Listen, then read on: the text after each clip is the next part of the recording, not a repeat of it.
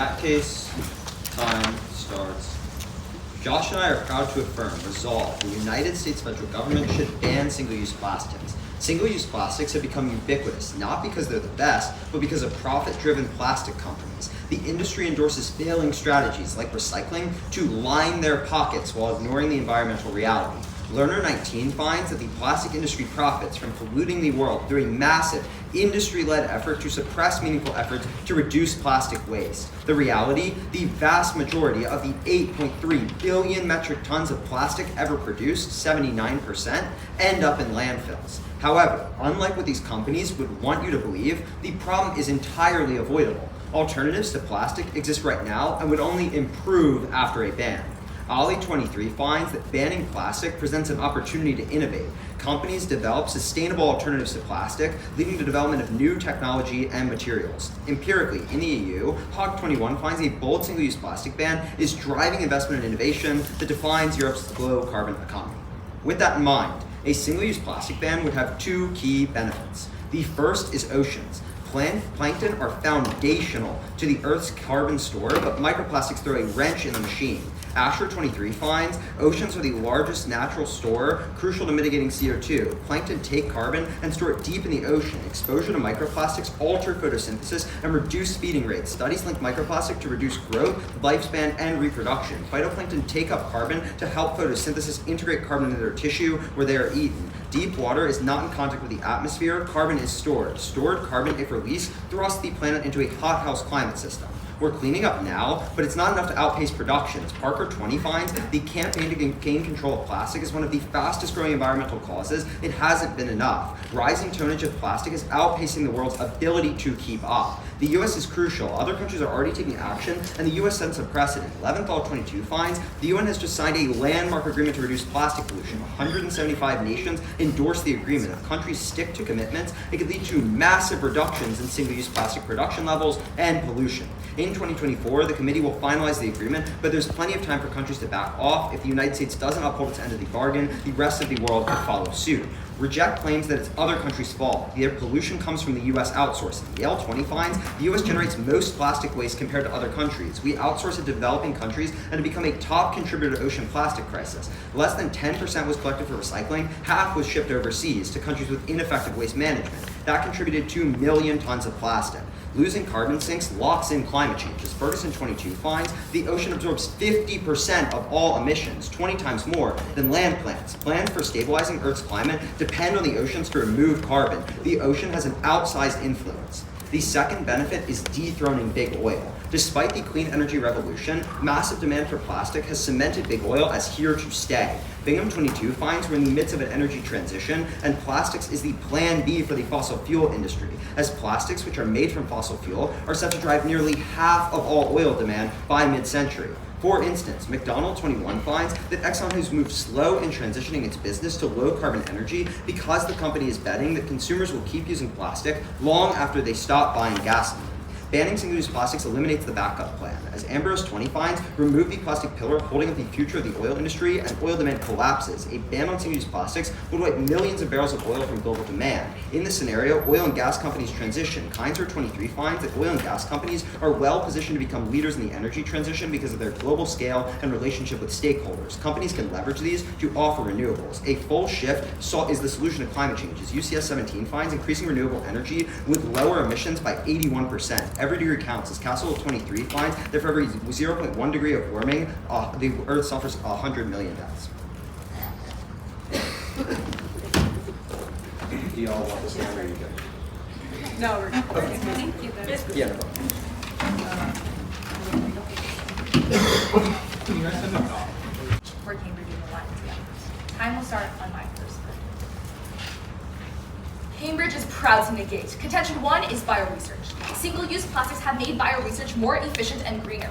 McLaren 22 writes that single-use technologies have become a mainstay of the biopharmaceutical industry due to proven benefits in cost, performance, and hygiene. They save CO2 emissions and reduce water consumption. Single-use tech thus drives productivity. Gen 19 finds that single-use technologies are cheaper and easier to assemble. Single-use components help biopharmaceutical companies save time. The desire to cut cleaning steps is connected to the growing popularity of single-use technology. The end result is a decreased risk and enhanced productivity. Thus, a ban would completely destroy the biotech industry. Biotech is key to innovation to combat food insecurity. Grade 14 confirms that biotech innovation will help meet major global challenges involving food production, energy development, and environmental protection. The industry will factor heavily in achieving food security, and may be the only way to meet global food demand. Contention 2 is international aid. Currently, the United States federal government is increasing food aid support to other countries. USDA 23 finds that the USDA is providing $2.3 billion to bolster international food aid. Harvard 18 finds that single-use plastics are used to package food and water. Domestic food aid, emergency responses, and international aid efforts all require food and water that can be stored without refrigeration and distributed when and where it's needed in lightweight single-use plastics. This packaging ensures product safety and transport. Almari 21 confirms that food packaging serves purposes of food product safety and transport by preventing contamination while enhancing shelf life.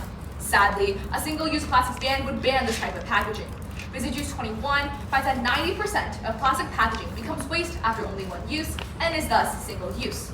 Unfortunately, alternatives are significantly more expensive. Grade 18 finds that transporting drinks in heavier, non-plastic containers requires 40% more energy, polluting carbon dioxide and increasing transport costs by up to 5 times. Without packaging, international aid falls, with Stevens 21 confirming that food assistance translates to over 1 million bags and 1.3 million cartons every single year. All that packaging contains life-saving food assistance for people facing hunger. Aid is critical to lives, as the World Food Program at the UN states that more than 333 million people are facing acute levels of food insecurity in 2023. Without urgent action, they're at risk of falling into famine. Contention 3 is farming. Single-use plastics are widely integrated across the farming industry, providing widespread benefits. Beast 21 confirms that the agricultural sector uses 6.5 million tons of plastic film mulch annually. Single-use plastics continue to expand across food systems. Plastics are low-cost, versatile, lightweight, and durable, and food packaging acts as a barrier to contamination and supports household economics and food security by minimizing post-harvest losses. Agricultural plastics are used for crop production, productivity, which includes yields, climate control, pest and disease control, and crop nutrient content. Indeed, a majority of these key agricultural plastics are single-use, as March 23 finds that over 90% of agricultural plastics is thrown away after just one use. Single-use plastics are key to increasing agricultural productivity. Empirically, Year 23 finds that agricultural plastics boost yields by up to 60%. Plastic field covers boost productivity, and additionally 15,000 square miles of arable land would be required to produce the same amount of food without this plastic. Ultimately, a ban would absolutely devastate agriculture, as Oaks 22 finds that plastic tubing is key in the dairy industry, and sheets of plastic mulch help save water and keep away weeds. Without plastic, industrial agriculture as we know it would be impossible. Stalling agricultural industry would drive up food prices. Fuel 21 finds that higher productivity allows farmers to reduce prices. Slowing this leads to higher prices. Rising food prices will push millions of people into poverty, as Caldwell 08 confirms that every 20% increase in food prices pushes 100 million more people into the poorest of the poor, living on less than $1 a day. To enhance innovation, ensure international aid, and feed our growing country, we urge a common ballot. Ready to cross? Yeah. Can I first question? Go for it. Okay. In that case, time starts. Let's start off in your argument on farming. Yeah. You tell me that 90% of mold or film is only used once. Does that mean it's a single-use plastic? What we tell you is that 90% of agricultural plastics is only used once. Well, you said they're thrown away after one use, right? Like, if I Yes. only sit in that chair once and I throw it away, is it a single-use chair, or did I just not use it the way it was intended? I would argue that yes, if you do something once, it's single use. By that, I can say that So a does that plastic mean water that- bottle isn't a single-use plastic water bottle if I can use it more than once. But the thing is Wait, that we but don't use a plastic that more water than bottle once. is intended to be used once. All you tell me is that 90% of plastic film isn't used again. But that doesn't mean that its intention isn't to be reused, which is why 10% of it is reused. I got But you. You're gonna I have a would question. argue that, let me respond and then Yeah. I'll ask a question, but I would argue that insofar as this doesn't really matter because we define single-use plastics as plastics that are used once. If you really want to get into semantics, we can, but I argue there's a tons of things that we define as single-use plastics. My mom loves filling these water bottles up time and time again. I don't think that necessarily entails anything there. Do you mind if I take a question? Yeah, you can have a question. So you talked about these alternatives happening and investment happening in the EU and insofar as this. If innovation is happening, but we haven't seen those prices decrease, when are we going to see those prices decrease? Any time frame, any estimate into years is perfectly fine. What do you mean? Like in the next couple of years? You don't read any evidence that says the prices haven't decreased, right? We say that Right. the EU is experiencing lots of economic growth. They're experiencing a low carbon economy. They're I see, experiencing a right. circular economy. Lots of things that are probably good. China I is got experiencing. you, but you're completely using a correlative assumption to talk about causation. The issue here is that you're telling me that there's an increase in innovation. Fine, we're going to contest that, but even if you buy that, not on innovation, when do the prices of these alternatives that you are saying are happening go down and Probably pretty quickly, a couple of years, and also we would say, yeah, sure, We've seen it's all correlative. of these bans currently happening in the countries that you've seen. It has been, I would say, 1 or 2 years. We haven't seen those prices increase. What is a couple of years? We've seen lots of economic benefits in places like the EU. Our evidence says that they're experiencing a I'm not grand asking low about carbon economic economy. benefits. It's a very straightforward If question. prices I'm go down, asking yeah, we're saying the prices have gone economic down. benefits and prices of these alternatives those going things down are are two completely different things. Okay, yeah, I so could the say that prices the have US is gone having down. a great economic benefits, but the prices of, No, I don't know, say I this water totally bottle are believe you, going but up. yeah, like- It's a very simple question that you still haven't managed to No, answer. absolutely. just I'm telling you right now, asking these prices have alternatives. gone down in the EU. Now. Yeah. Okay. Was that a question? Yeah, sure. Okay. Let's talk about your first argument about bioresearch. Yeah. You say that bioresearch is really critical for production, stuff like that. How? What does bioresearch do? Great question. So I would tell you that bioresearch is absolutely integral to every single aspect of our innovation that we have in any single field, whether that be medical, whether that we tell you that it is the only solution to access and meet all of global food demand. I don't think anyone in this room truly believes How that is it- research is not good. What makes it important? Like you're just giving me Right. rhetoric, right? I Like, got want you. statistics or like an actual way that helps. But that's I would, do you mind if I respond Yeah, to sure. this main question? Yeah. I would say that bioresearch is the key innovation to solving all of our solutions. We specifically cite to you medical and food security has to be solved by bioresearch. If you want to contest that research is bad, that's your own prerogative. Insofar as we're saying it from a university building, I don't know how good that 20 was. seconds. Can I get Yeah. We haven't read evidence on it. But you mentioned it wrong. happened? I just wondered. I just said they're experiencing economic benefits. If you So read evidence that no, they, you said prices go down. You said right if now. you read evidence that says that they're up. Okay. Yeah, Not but the that's not evidence. how it. Okay. Like, we haven't read evidence in a speech. Okay. That's not, no worries. Yeah, you can grab. No, I'll send that a doc right now. Yeah.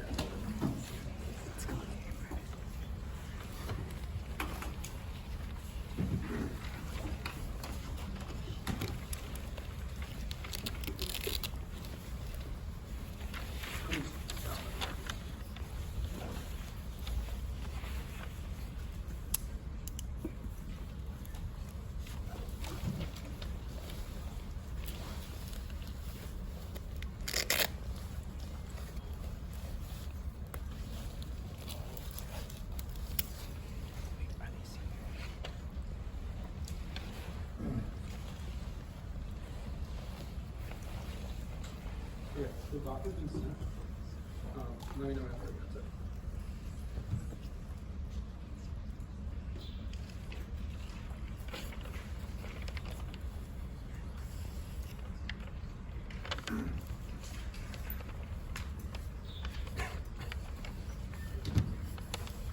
In the meantime, my name is Josh Cohen, speaking second for Masterman on the Pro.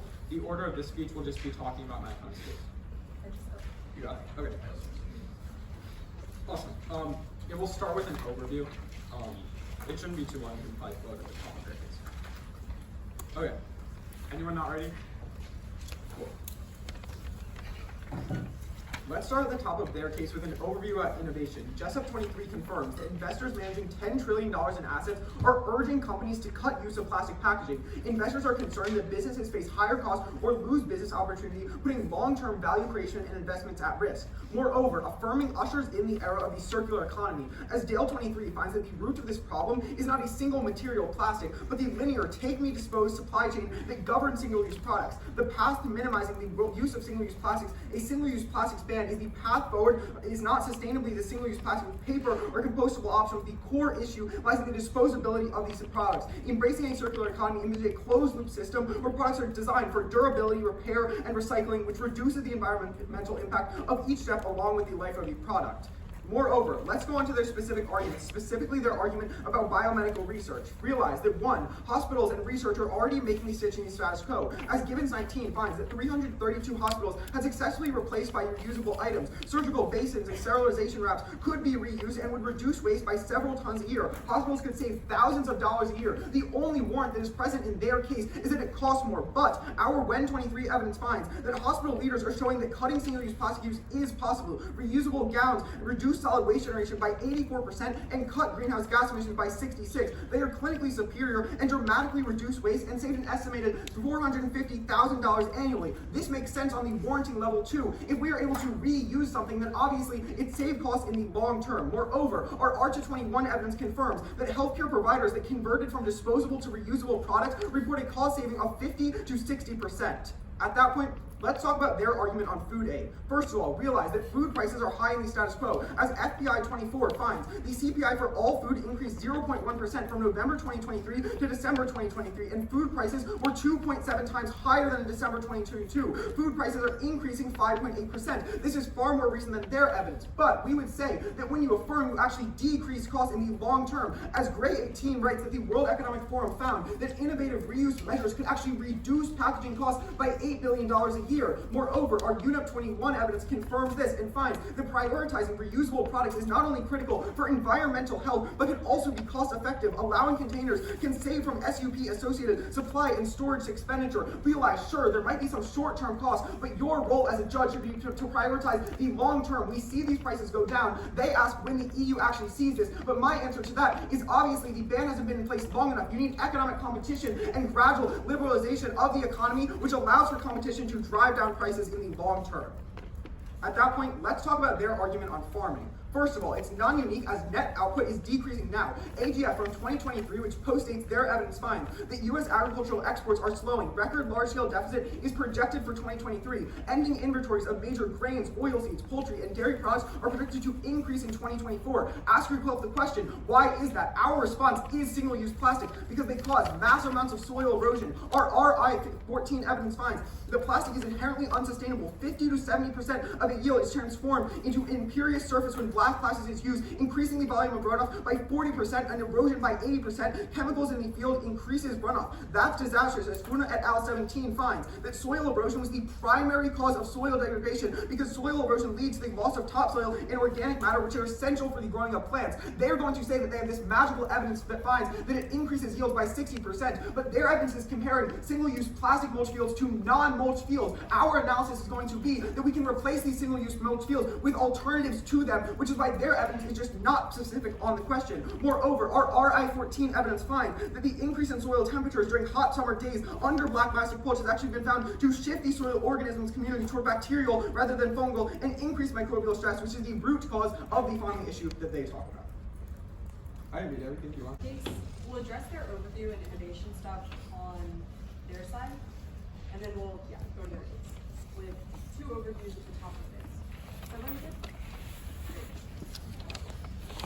First at the top on biotech, first of all their evidence, they read stuff about reusable gowns. It's not specific to biotech, it's specific to healthcare. What's really key about biotech are the lower time costs, the lower monetary costs, and the lower amount of cleaning and contamination that happens when you replace stainless steel and other current alternatives with single-use plastics and single-use technologies. That's why SUTs are a mainstay in the biopharma industry. They haven't contested any of the other things, so let's move on to these. The only response they give, they give 2 responses. One is that food prices are high right now. Food prices inherently doesn't matter insofar as it's the government that's providing food aid to other countries. It's also NGOs. But the problematic thing that they're trying to spin this narrative that because food prices are high right now, it'll inhibit our ability to provide aid. But what we haven't seen is a decrease in aid overall due to these higher prices. What we see is a consistent ability to provide aid because we package it in plastic.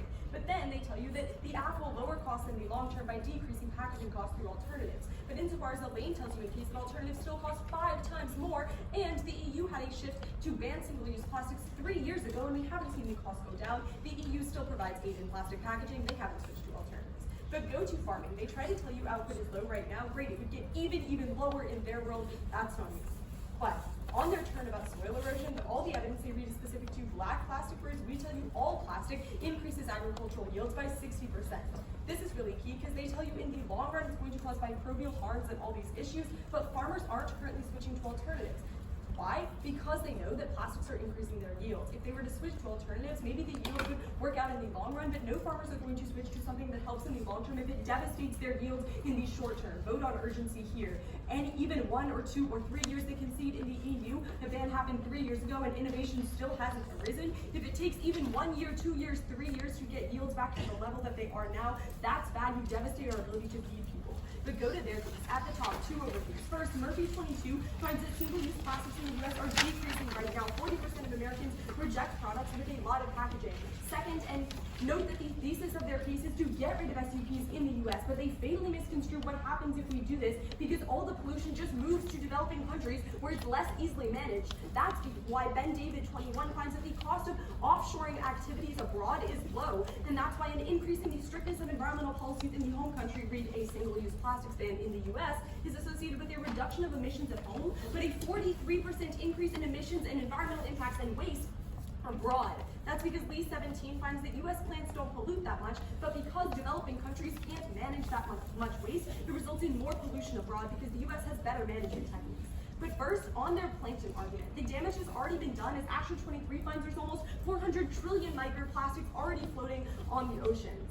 And Morello 10 tells you that the global population of plankton has fallen 40% since 1950. Rising sea surface temperatures are to blame, not primarily microplastics.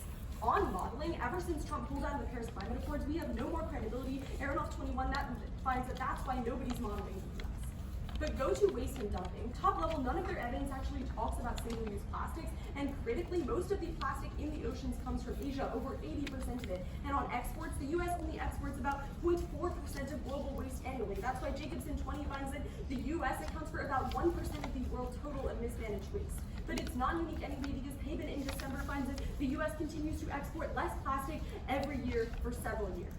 But go to oil. First of all, it's non-unique. Demand is going to peak anyway and then drop as Bloomberg 23 finds that global oil demand will peak in 2030. What happens in the SWO is a gradual decline in oil demand. They cause an oil crash, which is bad for 2 reasons. One, global conflict. It'll intensify the situation in the Middle East and North Africa and cause massive oil-related violence. Second, a sudden oil crash would tank the economy as the IMF 16 confirms that equity markets fall when oil prices fall. But finally, on the shift to renewables, it's non-unique anyway because Cox 23 finds that investment in renewables has been increasing for years and is still increasing.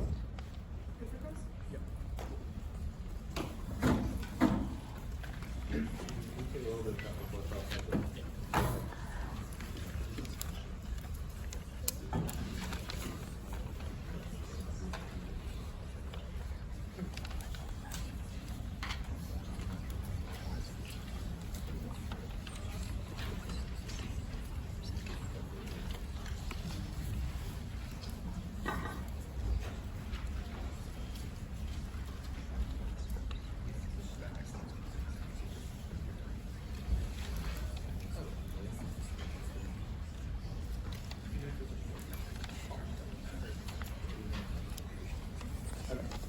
Okay, that was 37. Okay, could I have the first question? Okay, let's start time now.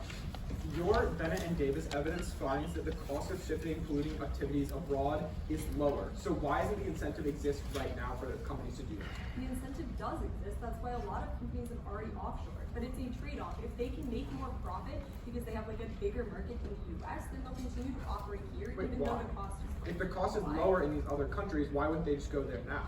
Because they want to be able to more directly supply US demand. Right? Why? That's why we It's still cheaper? that's why we still have companies in the US because they have a market here.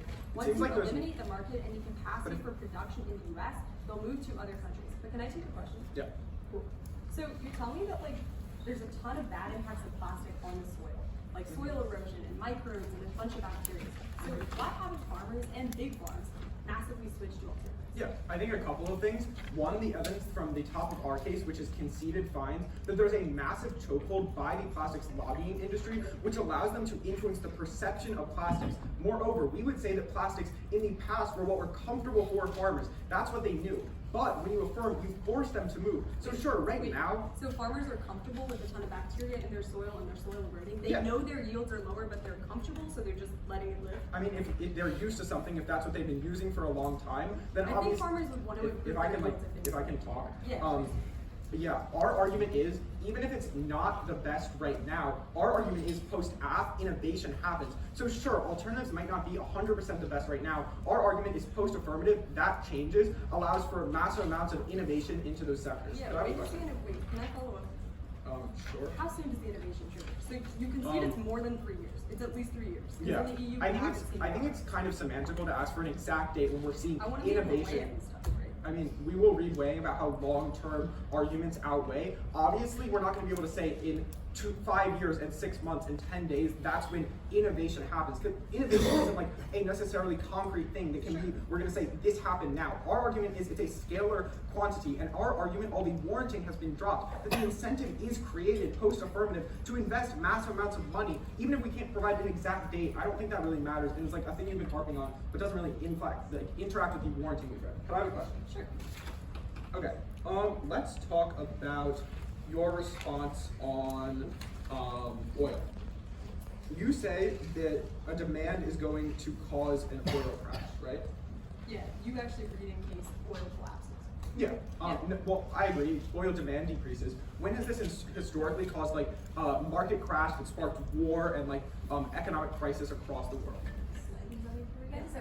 No, like post single-use plastics ban, not just like an oil crash. Single-use plastics ban. You agree with me that like the major single-use plastics ban have been implemented in the last like 5 years, and you haven't seen massive oil crash. Also, like Wait, your argument is it happens immediately, right? your argument is that it happens. No. Our argument is that long term. Yours is that it's immediate. To be clear.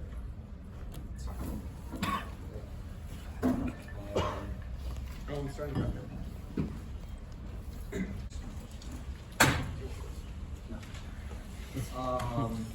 Our case, comparing the arguments. There it is. In that case, the first overview they read just says that 40% of people reject products that are heavily packaged, but our uniqueness evidence tells you that plastic production is increasing and it's set to account for 50% of oil demand by mid-century, so this doesn't matter. The second overview they tell you is that we'll just go to other countries, but no, the demand reduces an insane amount because the United States no longer needs plastic, and will also when there's modeling, which means that other countries follow our model. On modeling specifically, they just say that Trump made it so that way we don't have modeling, but our evidence is more recent. It finds that people are looking to the United States because Biden has made us into a better climate leader. You should prefer this because A, it's more recent, and B, I just told you that it's a different president. On renewables, they say a couple of things. First of all, they say that demand will peak in mid-2030, but that's specific to fuel demand. We're not contesting that. What we're saying is that fuel demand will shift into plastic demand, which will cause more oil production. Our argument is really simple, and this is where you will be signing your ballot. What we tell you is that right now we are poised for an energy transition, but oil companies have been slow on the jump because they're not seeing because they believe that that plastics will be able to solve in the long term and get more oil production. That's why our evidence suggests that post-ban, you would see companies like Exxon and like Shell shifting into renewable energy, which is really critical because we tell you that renewable energy allows for an 86% reduction in climate change, and we tell you that even a single degree of climate change being solved for saves 100 million people from death. They give you a couple of responses outside of the demand thing. They say that it causes a crash because of global conflict and economic stuff. First of all, this isn't proven, but also two, their stuff is specific to oil as an energy source, but we're telling you that oil will be shifted to. It won't become an energy source, but plastics will continue to exist, which means this doesn't matter. And again, you've never seen this in history. If we win even a link into climate change, we win the round for a couple of reasons. First of all, it definitely outweighs on scope. It affects all people and for a longer span of time. They are telling you that there are going to be a lot of short-term harms, but in the long term we solve. You should prioritize decades of prosperity over 2 years of nuisances, but also we would say it causes other impacts. Obviously, climate change makes it harder to do research because it causes economic crises. Things like natural disasters make it harder to deal with, make economic crises a lot worse, which responds to their first couple of arguments, and which means we can't do research. But also it obviously affects farming because when it gets hotter, it makes it harder to get more arable land, causes lots of problems, which means that we outweigh. Let's go to their case. They have fully conceded innovation. We tell you the Jessup evidence said that $10 trillion are waiting to be invested. They just said they'll deal with this on our case, but they don't. The only thing they say is that we haven't seen innovation in Europe, but they have conceded that post-ban, we see a 300% increase in innovation. Sure, they might be right that we haven't explicitly said what this materializes in on our case, but we've told you what it materializes in on their case. We've told you that it leads to a 60% reduction in costs for the medical industry. We've also told you it leads to an $8 billion reduction in the cost of food packaging. And then then on farming, obviously we'll say that it solves back for pandemics because it makes our economy a lot more resilient, because if we're doing innovation, it boosts our economy, which is really good. It causes long-term resiliency. We will also say that things like economic crises are inherently cyclical. They happen all the time. Food prices go up and down. It causes crashes. So instead of looking to avoid it, you should look to solve it, which happens through innovation, because it makes the economy stronger, it makes us more resilient in the long term, and even if you don't believe that, climate change is the biggest impact of today's round. You're voting for it. We're gonna start with the general overview, and then we're gonna go on to our case, and then there's singular contention left. Where should I throw this general overview? Is it your overview or our It's gonna go just like offshore. overview? Okay.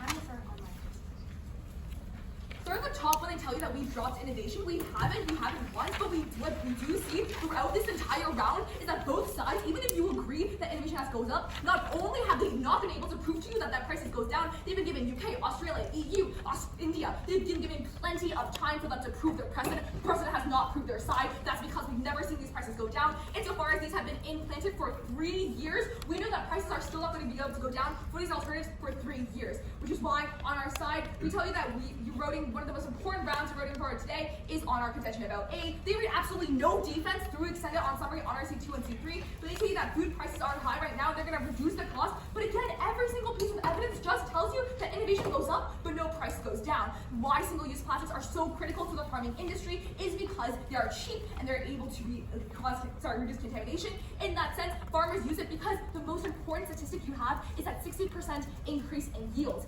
Insofar as we know that costs at least 3 years for those alternatives to go down, that's 3 years where we don't have 60% of our food. Insofar as 333 million people in the world rely on US farms to be fed every single day, 60% of that gone is absolutely not anything. We tell you that on alternatives, we tell you that it costs 5 times more for food packaging for their alternatives. That increases contamination while decreasing shelf life. That's a war right there. The only number left in this round on prices is our 5 times more for alternatives.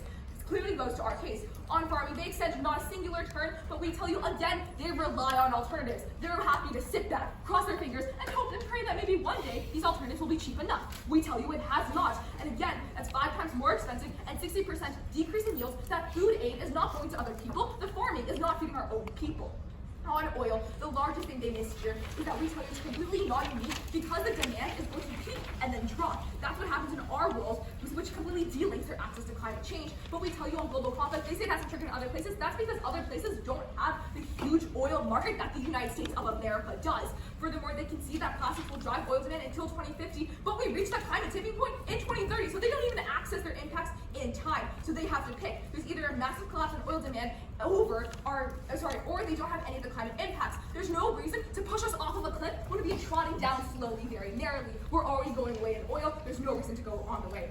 On the way, we weigh off of urgency because people need the food right now. We do not have the time to wait for these alternatives to go down in price, especially when 60%. They cause, and furthermore, we weigh off probability because either they cause this massive collapse in oil demand, which triggers the impacts of global conflict, or they don't access any of their climate change impacts. Clearly, it's a lose-lose situation on their side. But finally, you weigh off the probability because what you know for a fact, what you know by precedent, they've been given ample time. They've had ample countries to prove to you that these haven't gone down, but we haven't. But insofar as we know that single-use plastics are holding up 60% of the yields, 60% of the food that is feeding 333 million people worldwide, as the alternatives are simply a maybe, a hope, a probably. Vote off what you know, not off a hope. And for pass? Yeah. Can I have the first question? Go for it. Okay. You keep talking about this 60% statistic. Yeah. What is the 60% comparing yields to? We just tell you that our statistic tells you that plastics are necessary for 60% of yields. No. You're trying to say it's just about moles, but it's not. It's an analysis of like all items. Yeah, it's saying that 60% of yields use single-use plastics. Our argument is that I don't even think it's saying that. I actually think it's saying that. I think it's saying that single-use plastics allow for a 60% increase in drip irrigation. Let's read the evidence. Plastics are tightly woven in the fabric of modern agriculture. These synthetic polymer products have been used to help boost yields up to 60%. yeah, compared to what? non-mulch Compared to when fields. plastics are not used. Yeah, in so agriculture. our argument, it's compared to when no mulch is used. Our argument It's is, not about mulch. Right, and we even what is it if- about? It's about all agricultural plastics. You've Like got a what? ton of plastics in the agricultural Like sector. what? It's not just mulch. Like what? You've got like irrigation tubing. You've got And we can't use you can something use else? for the dairy. No, That's the because- thesis of your case is you can use something else, and I'd love the newfangled innovations to like work, but you haven't presented any that actually work. And if the plastics are worse, farmers Yeah, have already that our Which argument- insofar as you're saying that there's Okay, other if we pieces could- of mulch, there's other things that we can Again, use if we that could isn't the talk. 60% of mulch, but we tell you that alternatives, even if they do exist, even if they can be implemented, they're not cheap enough Okay, to sustain our again, growing population. if we Go can ahead. talk, Yeah, our go ahead. argument agrees with the fact that maybe right now alternatives are not as good. Our argument and the incentive analysis that we have given throughout the debate is that post-affirmative, there is an incentive to invest in Right. alternatives, which drives innovation. So Of sure, course. you might be right. Innovation might not exist right now, and we might be using these single-use plastics. Our analysis is that long-term we create innovation. Judges, the largest issue Okay, could we- here is that, do you mind if I respond? Well, you're not Largest responding. You're not You're really talking responding, to the like, you're judge. just like- Okay, You're we giving can- a Okay, speech. then we'll respond. Well, then the largest issue here is that they only think that they tell you time and time again is about innovation. Realize that they have completely misconstrued this idea of innovation. We are happy to concede if you really, really want that maybe there's a drive and an incentive for that investment in innovation. What we don't see is a decrease in prices. Prices are integral to ensuring that people aren't in poverty. Can I get a question? Yeah. Is lower yields for 3 years bad?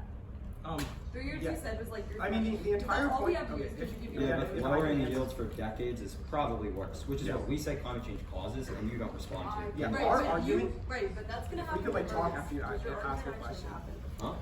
Has it happened? Wait, say this one more Climate time. change, Judges, I think what's Does your important to argument remember here happen? is that the argument that tipping points happen is not in rebuttal by the thing about 2030, and also importantly, we would say they definitely don't because we're going to reduce emissions in the world of renewables. Like, even if we say that it causes 86% total by 2050, we're still accessing reductions of emissions before that, so we never hit whatever tipping point they're talking about. But that's basically it.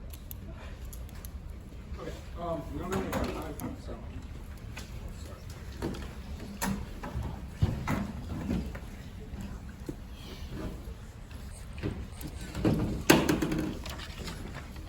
It is worth it. Okay.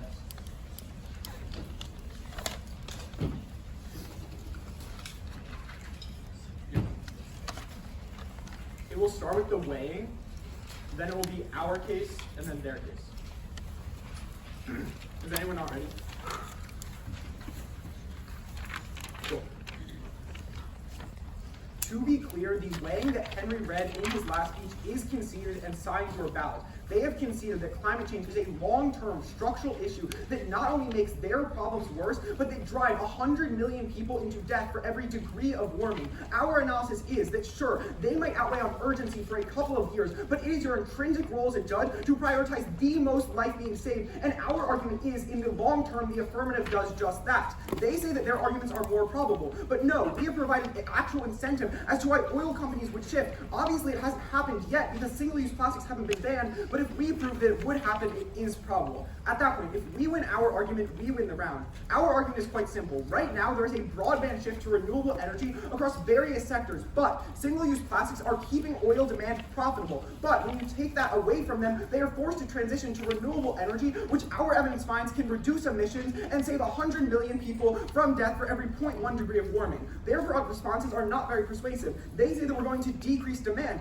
Yes, that's our argument. You decrease demand and make them switch to renewable energies. They say it's going to cause war, but they ignored Henry's frontline, that they are talking about energy prices. Our argument is about plastics in the first place. They say that we don't have enough time because tipping points are in 2030. This is an affirmative argument. If tipping points are by 2030, then you have to act now. If you do not, we will reach extinction, which means it is try or die for the affirmative. You should not let them frontline this new. It is an app argument. The only way that you solve for guaranteed human extinction is by voting for the affirmative.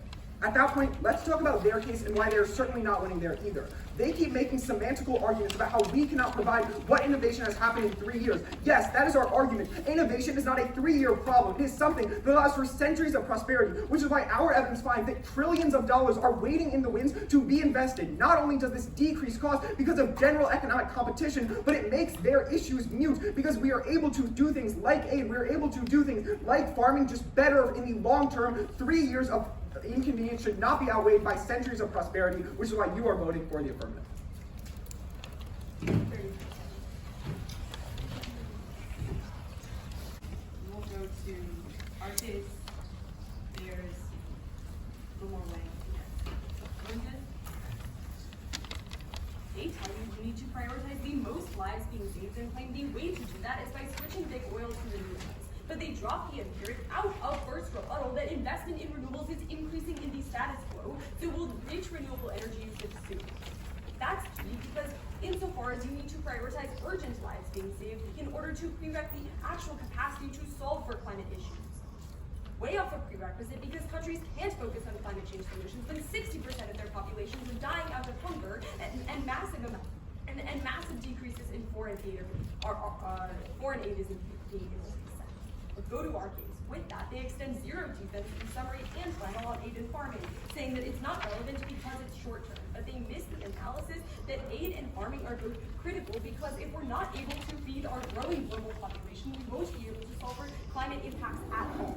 This is because A outweigh on urgency as people are dying now, and if 60% of people are gone, that seems massive, but insofar as every one farm feeds 166 people in the US and abroad, there's not much of a planet worth saving if everyone's starving anyway. They just tell you that climate is going to magnify all of those impacts, but it doesn't matter insofar as those impacts are going to trigger before they can even reach their climate solutions, which they concede to you. We won't see any of this innovation at any point in at least 3 years, possibly until 2050. But on that argument, they try to tell you that energy demand isn't the same as oil demand broadly, but our evidence is specific to all oil demand, telling you that when you collapse oil demand specifically, it leads to A, global conflict, and B, a drop in the economy, both of which aren't really great conditions to get big oil companies to invest in renewables and find climate solutions. You need a thriving population to be able to find climate solutions. That's what's key. But second, note that any switches to alternatives or innovation that they claim is going to happen will A, take too long, and B, has zero precedent. We haven't seen any nations or states that have adopted these bans actually be able to result in an increased innovation that is called back for anything. There are no climate solutions in precedent.